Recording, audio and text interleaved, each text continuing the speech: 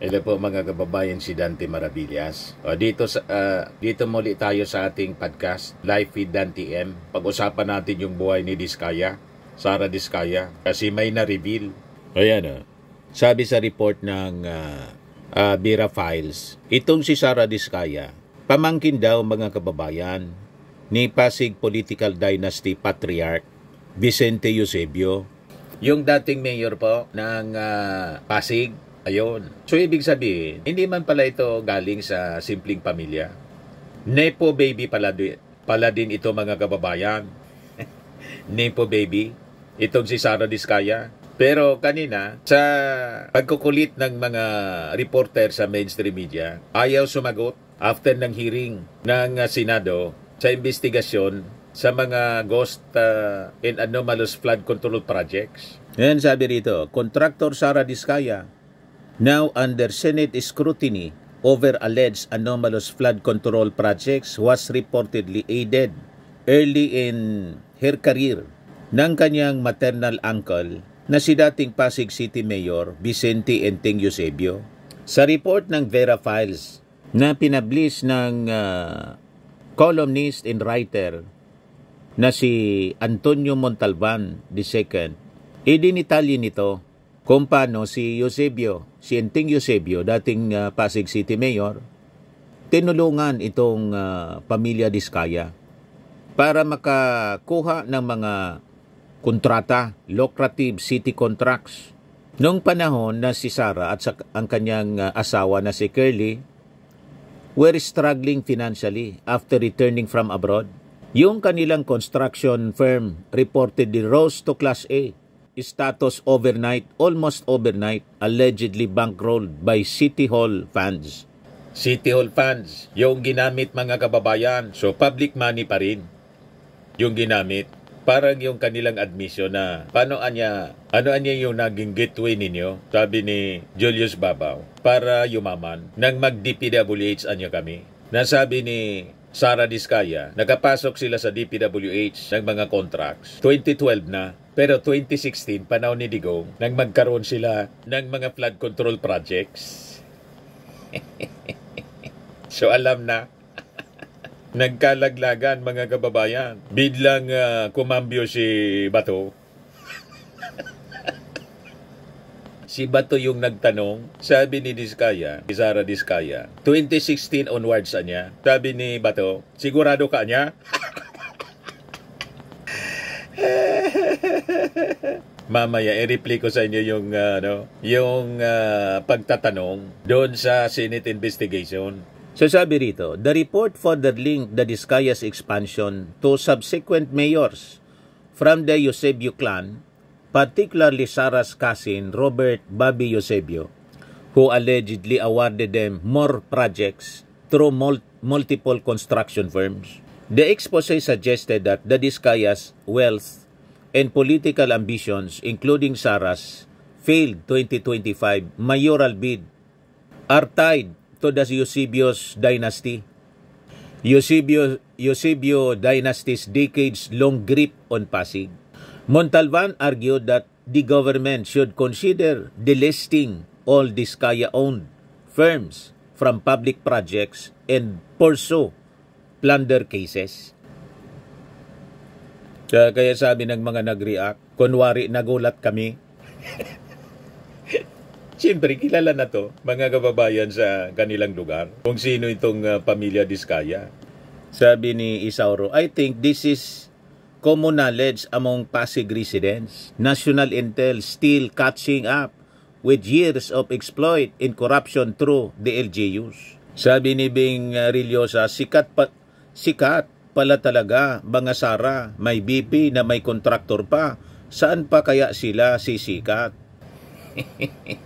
Ngayon, after ng hearing kanina sa Senado, investigasyon sa Senado, pinagkagaluhan ng mga reporter si Sara Diskaya. Ayaw magsalita, biglang napipi. Yan o. Kung ba nasagot niyo po yung mga tanong ng senator, would you like to clarify something to the public? Would you like to clarify something po? Uncle, nyo raw po si Mayor Eusebio, ma'am. Uncle, nyo raw po si Mayor Mayor Vicente Eusebio, is that why you got the DPWH projects, ma'am?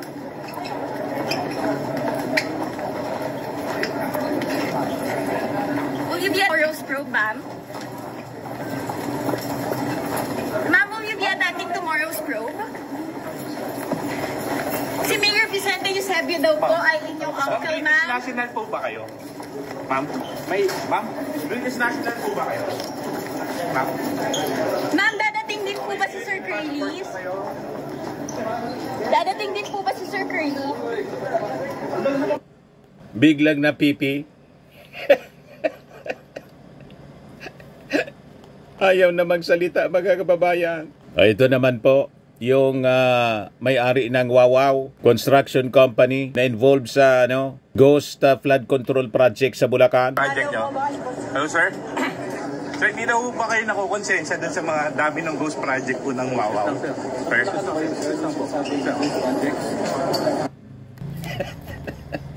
Direkta ng sinabihan ng mga reporters. Hindi ba kayo nagkukonsensya sa mga ghost projects ng Wawaw? Ayaw yun magsalita. Mga kababayan, kanina pa, in-invoke niya yung right to against self-incrimination.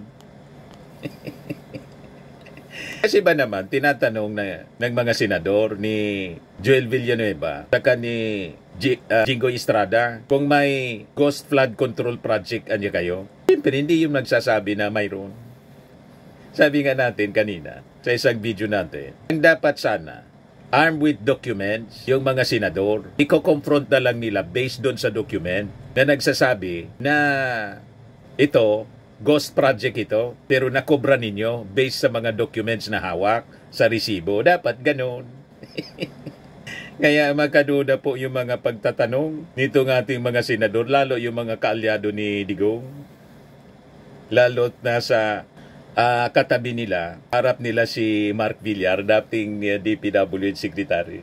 Malamang yun ang dahilan kung bakit ayaw magsalita ni Wawaw. Yung Wawaw, naging pipi. You see, nabawasan pa yung mga luxury cars ni Sara Diskaya, 28 na lang. Sabi ko rin naging 28 na lang. Ito, yung ilan sa mga luxury vehicles ni Diskaya. Pinablish ni Risa Ontiveros. Rolls-Royce, 42 million. Mercedes, 22 million. Bentley, 20 million. Matindi. May isa pang Mercedes, G63, 20 million. Cadillac, Escalade, 11 million. Tapos may 8 million. Plus 8 million. May GMC, 11 million each. So dalawa pala. May suburban Chevrolet 3 million, medyo mura-mura. Range Rover 16 million, matindi. May isa pang Range Rover Defender 7 million. Range Rover Evoque iba-iba pala 5 million, yung pinakamahal. Autobiography. O itong Rolls-Royce binili niya dahil sa payong. Natuwa daw siya sa payong. O, di ba, mga kababayan? Pakinggan natin, mga kababayan, yung pagtatanong ni Tito Sen. Problema natin dito, Your Honor, Mr. President. Now, all of this, ang pagkakaalam nga namin, ang may-ari nito ay sila Mrs. Diskaya. And Mrs. Diskaya is here. So, pwede po bang, Mrs. Diskaya, pwede po bang ibalita nyo sa amin, ikwento nyo sa amin yung mga napanood namin sa inyo sa television na sinasabi ninyo. Kailan po kayo unang nagkaroon ay kumita ng bilyon sa construction industry? Anong taon po yun? Morning po. Bilyon po. Opo.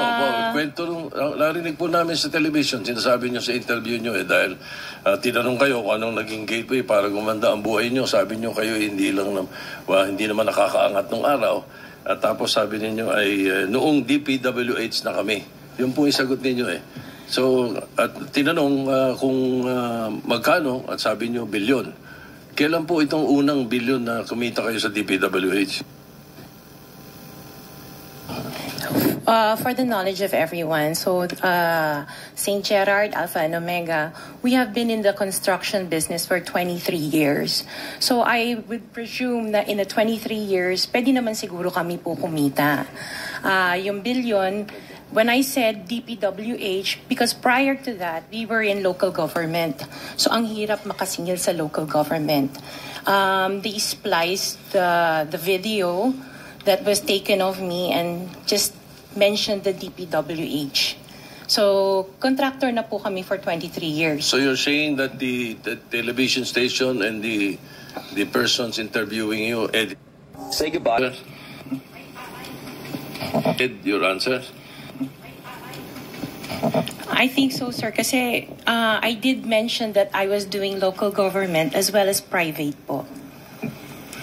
If I may, with with the permission of the chairman, Senator President Pro Tem. Ma'am Sara, ano ba naging trabaho niyo bago kayo pumasok sa mga kontrata sa gobyerno?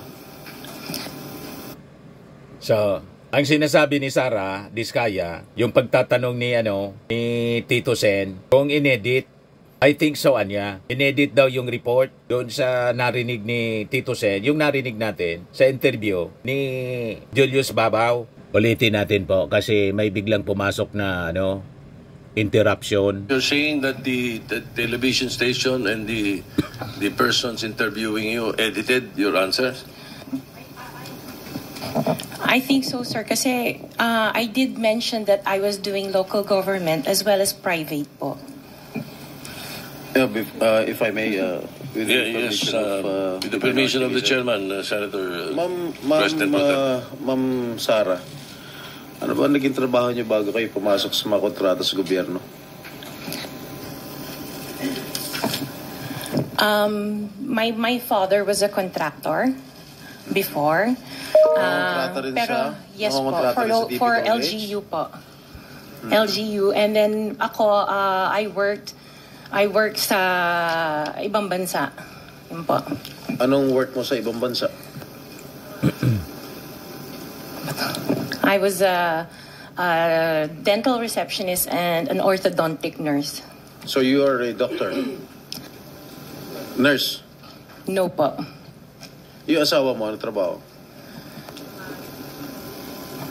He works sa isang development corporation, and him and his brother were parang private contractors sa subdivision namin. Paano kayo, how were you enticed to join the mga kontrata sa DPWH? Who influenced you? Wala naman po. Nakita namin on PhilJeps na may mga projects na pwede palang mag-join. So we joined the bidding na we know that we were qualified for. All right, Mr. Chair, I would like to reserve all my questions if my turn comes already. Thank you, Mr. Chairman, to continue. Senator, Mr. Chairman. Mr. Chairman, Okay, with the permission of Senator Minority Leader. So, the Minority Leader. Ma'am, Si Bato. very clear man yun sa video na sinabi mo. Kung kailan kayo kumita ng malaki, sabi mo, noong nag-DPWH na kami. Ngayon, gusto mong i-attribute yung wealth ninyo going back noon pa sa tatay mo, noong nagsimula kayo ganon. Pero very clear, the video won't lie. Sinabi mo, noong nag-DPWH na kami. Yes po. So, kailan ba kayo nag-DPWH? Parang sometime in 2012, nag-start kami with DPWH. Can you be definite with your answer? Parang 2012 o please, because you're under oath, please. Yes po. Make sure of your answers. Sometime in 2012, we started with DPWH. We started with joining biddings. Pero prior to that, we were with local government. Yung mga flood control projects, kailan kayo nag-engage ng flood control projects sa DPWH? Siguro mga 2016 onwards. Please make sure of your answer. Yes po, 2016 onwards po. Pinamag ni Bato de la Rosa yung previous administration, yung amo niya, 2016 umupo, pati si Mark Villar. So, kumorner ng mga flood control projects, itong si Sara Diskaya, yung kanyang company, construction company, noong 2016, napaamin ni Senator Bato. Malamang si Senator Bato ngayon, nagsisisi kung bakit na itanong niya yon. Pinamag niya po yung previous administration. Tingin ko, dito ang totoong guided by the Holy Spirit siya, no? Di ba sabi niya? Guided by the Holy Spirit daw siya. Malamang yung dila ni Senator Bato na impluensya ng Holy Spirit. Kaya itanong kung kailan nagsimula na makakuha ng mga flood control projects. 2016 na niya, onwards. Panahon ni Digong. Pagkaupo mismo, mga kababayan ni Digong. Ayan, no? 16 onwards. Yes po. 2016 onwards. May follow-up Yes, sir. Okay. Go ahead, sir. Go ahead. Alright. Na natigilan siya, no po? Parang malunok yung kanyang dila po. Hindi na nag-follow up. Paano? Nasabi na, 2016 onwards. You see, biglang bat-in si Tito Sen. Kasi based on your... Una sa lahat, who would like to clear the... Baka inagaw bigla para hindi na mabawi. Yung sinabi, mga kababayan, ni Diskaya at hindi na maka-follow up nang tanong si Bato de la Rosa na pwedeng ilayo sa direksyon na natumbok, mga kababayan, ng naging response ni Sara Diskaya 2016 onwards para hindi na mabago. Inagaw na ni Tito Sen. Magaling sa ganyan po si Tito Sen. Ayos na yan, tuldukan na natin. 2016 onwards na paamin na. Ano ba? 2016 onwards pala, mga kababayan. Kinorner ng pamilya Diskaya yung mga kontrata sa flood control panahon ni Digong. So that we're asking you this, and centering on you at the start. Ganon din ang gagawin namin takbo doon sa ibang mga kontratista rito na naibitin natin na nasa top 15 ng presidente. Nasa top 15 ng presidente, may mga flood control projects, mayroong guni-guni, mayroong ghost, mayroong nagawa, may nagawang palpak, okay, may nagawang tama. Ngayon, tapos marinig namin yung kwento sa television na tungkol doon sa sinasabi nyo na napakarami ninyong kinita at ika nga sa DPWH to 2016 kayo nag-umpisa sa DPWH. Pero yung mga pinakitang mga sasakyan ninyo ay 2022, 2025, 2024. In-emphasize pa, mga kababayan. 2016 na niya. 2016 kayo nagsimula. Pero yung mga nabili ninyo, 2022 niya, 2025, 2024. Sabi ni Tito Sen. So, lately, yung matindi, hindi po ba, na mga income ninyo? Mga anong taon kaya sa tingin ninyo? What year would you say that you were able to engage or be able to get projects from the DPWH for flood control projects?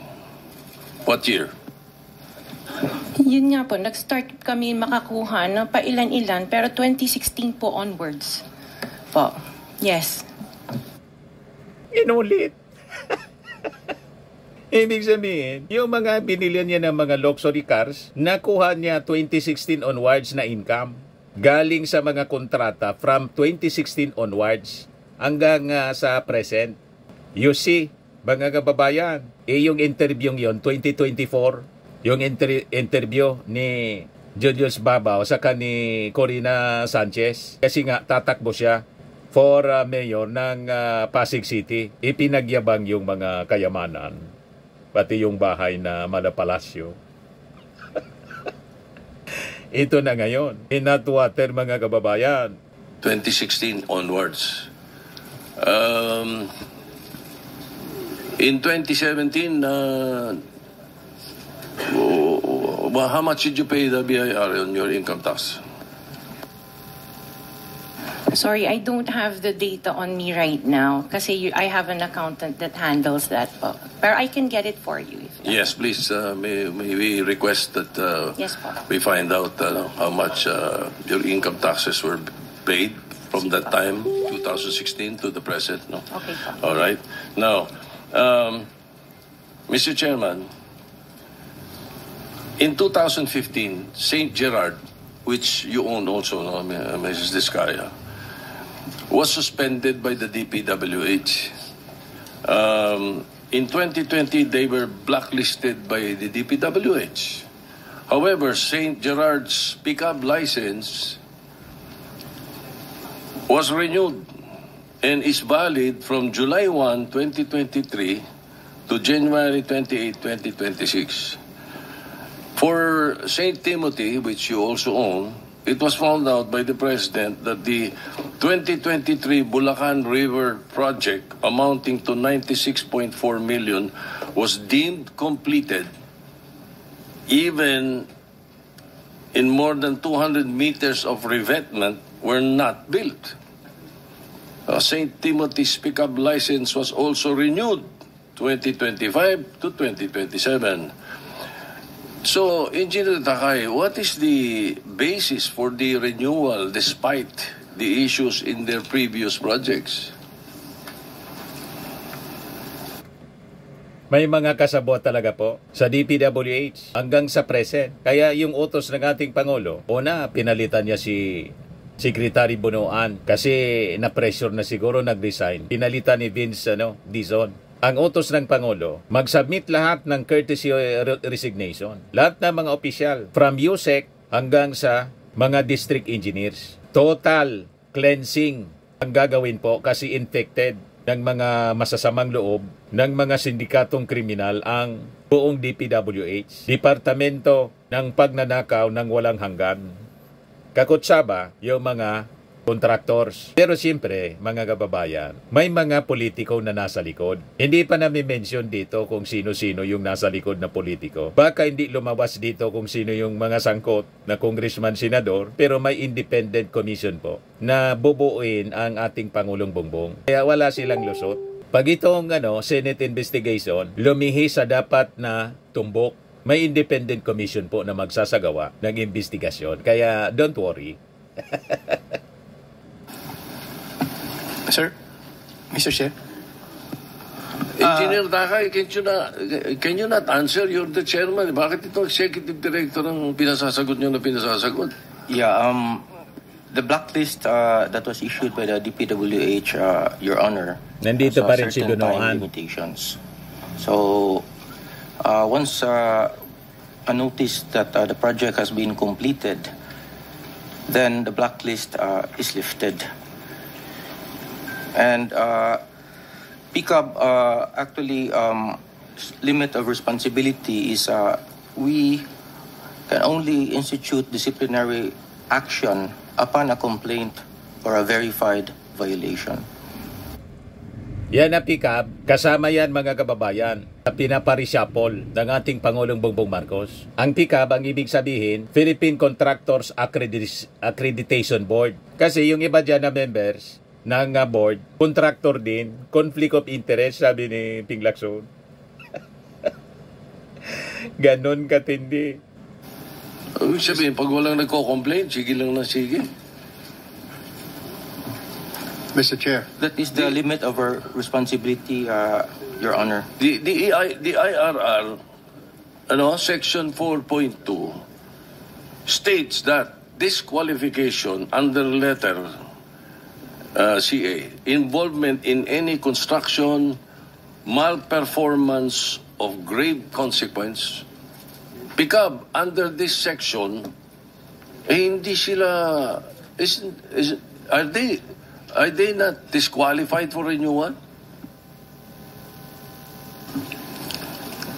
The blacklist, Your Honor, is issued by the DPWH.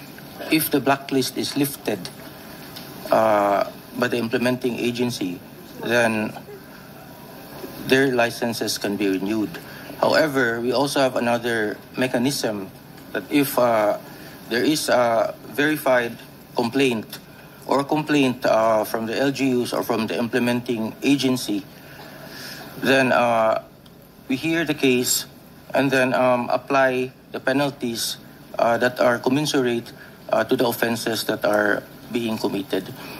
For example, Your Honor, the DOLE reports to us a lot of infractions that are committed by contractors, such as unlicensed contractors implementing construction work, unsafe practices resulting in the death of people in the workplace, and we act upon that immediately. In fact, Your Honor, we submitted, upon the request of the BIR, we submitted last July 25 our transmittal regarding the request for the documents of the construction group of Diskaya, because if and when the Bureau finds out that their papers are not actually compatible to the papers that are submitted at the PCAB, then we will suspend or revoke all of their licenses automatically, because there is now a complaint. And we have communicated with the Bureau. In fact, I have met with Commissioner Lumagi once, and we have responded to their letter, and along with our letter, we have submitted reams of... Ngayon, si Jinggoy, pakinggan natin yung mga pagtatanong ni Jinggoy. Tapos na yung 5 minutes mo. Diskaya, Sarah, it is common knowledge that you own 9 companies, namely St. Gerard, St. Timothy, Alpha and Omega, Elite General Contractor and Development Corporation, St. Matthew, Great Pacific Builders, YPR General Contractor, Amethyst Horizon Builders, and Waymaker OPC. Am I correct? Yes po. Hanggang ngayon, up to now, you own these 9 construction companies? Yes po. All right. Since you started securing contracts from the DPWH, since kailan kayo nag-umpisa? 2012? DPWH? Yes. Yes po, 2012. Pag-usapan muna natin yung 2022 hanggang 2025. Ilan na po yung naging projects nyo sa DPWH? Marami na po. Ilan nga? I don't Mahigit have the figure. 400? Mahigit 500? Within the span of 3 years. Alatado man siya, no? Si Jingo Estrada. 2012, nagsimula sa DPWH at pumasok ng kontrata sa mga flood control 2016 onwards. Ang tanong ni Jingoy, ilan na daw na kontrata sa DPWH from 2022 to 2025? Bakit hindi 2016 to 2025? Di ba? Dito muna ang pag-usapan natin. Bakit ito lang yung pag-usapan? Yung span of 3 years? Paano yung 6 years ng previous administration? So wag na muna pag-usapan pala. Sa susunod na. Di ba po? Masyadong alata si Jingoy. I don't have the figures po. Estimate lang po, ballpark. Give me a ballpark figure. Siguro po mga 400 ganun. I'm not Siguro. I'm really not sure. Okay. I don't have the figures with me. Sa loob sa bawat taon, ilang bidding ang sinasalihan mo? So mga 400 in 3 years. Kung 6 years ilan from 2016? Dapat yun ang tanong. Para malaman natin kung saan tumiba, pumorner ng maraming kontrata sa flood control. Kasi po, ang naipagawa ng previous administration, 13,000. more than 13,000 flood control projects. Ang present administration, 9,000. So malamang sa 6 years period ng previous administration, mas marami yung nakuhang kontrata ni Diskaya sa flood control. Kaya lang, ang gusto lang na malaman muna ni Jingo, yung 2022 hanggang 2025. Di ba halata? Halatado masyado? Marami po kaming sinasalihan na bidding. All flood control projects? No po. O ano pa yung mga projects?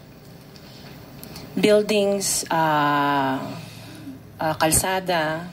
Nationwide or only in Metro Manila? Nationwide po. Nationwide. Alright. Pero yung bulk ng mga projects na award sa'yo ng DPWH, mostly sa Metro Manila. Am I correct? Sa probinsya po. Sa iba-ibang lugar. No, the bulk of your contracts. Here in Metro Manila? No po. Outside Metro Manila. Ang marami Where na. outside? Where outside of Metro Manila? We have in Romblon, Cebu, Bohol, Bacolod, Zamboanga. Hindi naman po kami namimili ng lugar. Migos Project? Wala po. Sigurado ka? Opo, Kaya definitely. ka dahil pag meron kami ma-discover na may ghost project, pakukulong kita rito. Minimum totoo. Wala po talaga. Meron ka mga pictures na lahat ng mga proyekto ginawa mo? Yes po, Nasaan? meron po kami. Lahat ng mga 400 projects, meron kang litrato? Yes po. O i-submit mo rito sa committee. Okay po. Okay. Sa mga bidding na sinasalihan mo ng mga kumpanya mo, itong 9 na kumpanya, ilang beses kayo nanalo? At ilang beses, kung natatalo rin kayo sa Actually, bidding, I ilang don't beses have the natatalo? actual figures, pero sa napanalunan, very minimal lang po talaga, mga 2%. Pero ang dami namin projects po na sinasalihan na bidding. So, sa loob ng isang taon, pag nagbibidding isang kumpanya mo, halimbawa itong ano ba yun? Yung Alpha Phi Omega, ilang beses kayo nagbid sa isang taon at ilang beses kayo nanalo? Madami po kaming sinasali. I really don't have the figures right now, You know, but I if you can... come here, you have to come here prepared. Yes You po. do not come here unprepared. Alam mo na, tatanungin ka eh. Ikaw sikat na contractor, papa-interview ka. Oh. You have to come here prepared. Your Honor, I am prepared for the flood control projects that you are mentioning. I have the statistics of how many I bidded and how many I lost and how many I won. Okay. You mentioned it to us right now.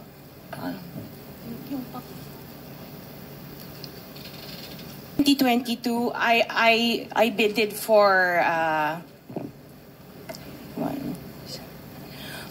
491 projects. This is just for the flood control, Your Honor. How many projects for 491.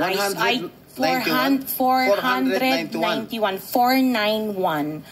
I joined the bidding. Po. Oh. This is in 2022. I only got 71 projects from the 491 na sinalinan ko po. 71 only. How many companies?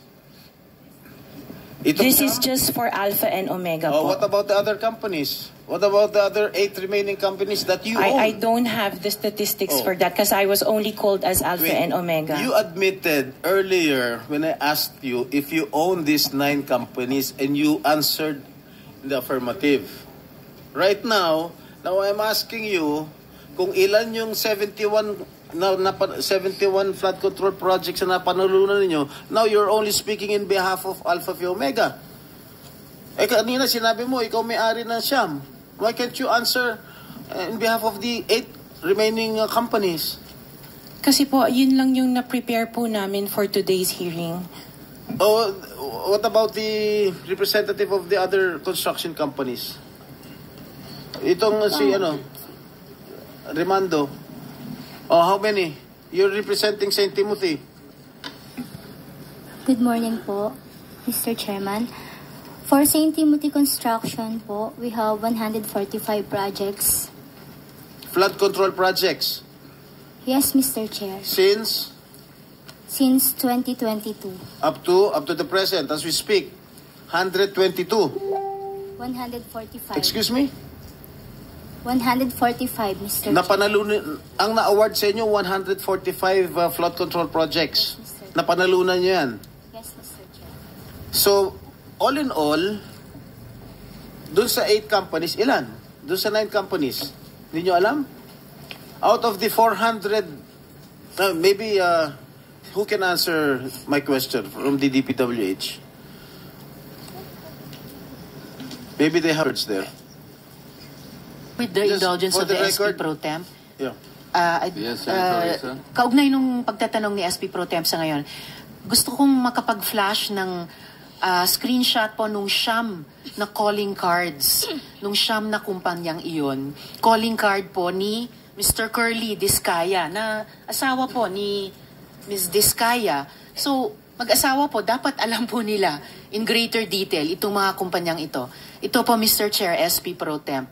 Siyam na calling cards nung siyam na kumpanya, lahat sa pangalan ni Pacifico o Curly Discaya.